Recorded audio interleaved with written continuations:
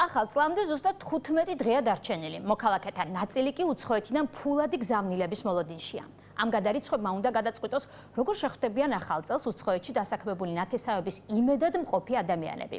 ასეთი გადარიცხვების დიდი ნაწილი რუსეთზე, საბერძნეთზე, იტალიასა და ამერიკაზე მოდის. თუმცა ფულადი გზავნილების რაოდენობა წელს შემცირებულია. ამის მიზეზი სხვა მრავალ ფაქტორთან ერთად რუსეთში მიმდინარე ეკონომიკური პროცესებია. სანდრო ჯუფალაკიანი გვიამბობს, როგორ უკავშირდება რუბლის გაუფასურება ქართულ საახალწლო სუფრას.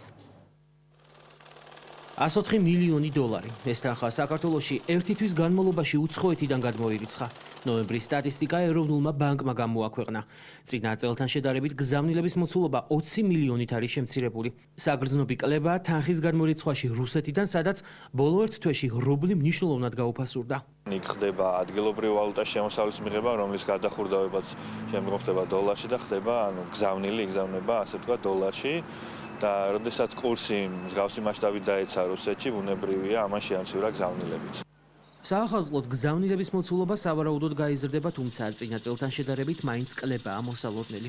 ჯერ კიდევ არ დაწყებულა ესეთი ფართო მასშტაბით წინა საახალწლო გაკლდვები იმ თვალსაზრისით, რომ მოსახლეობამ არ დაიწყო დიდი რაოდენობით პროდუქციის შეძენა. თუ მდგომარეობა ისეთი, რომ ფულადი მასა აღარ აძლევს მოსახლეობას შესაძლებლობას პროდუქცია შეიძინოს, ეს კიდე ერთი მანიშნებელი იქნება იმისა, რომ ზოგადად ეკონომიკური ვითარება უარესდება.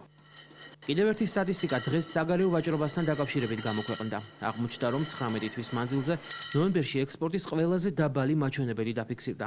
მეღვინეები ვარაუდობენ, რომ რუსეთში არსებული სიტუაცია ქართულ პროდუქციას უკვე იანვარში გააძვირებს. უფრო ნათელი იქნება თუ როგორ საით და უშუალოდ იგივე ფასების ცვლილებასთან დაკავშირებით. ჩვენ კომპანიის მაგალითზე შემიძლია თქვა, რომ ნამდვილად შეფასებული ქონდა და ახლაც გვაქვს ეს რისკები, რაც არის რუსეთთან დაკავშირებით. ფულადი გზავნილები და ექსპორტ-იმპორტი გავლენას ეროვნულ ვალუტაზე ახდენს. ლარი კი ერთკვირიანი გამყარების შემდეგ მეორე დღეა უმნიშვნელოდ გაუფასურდა.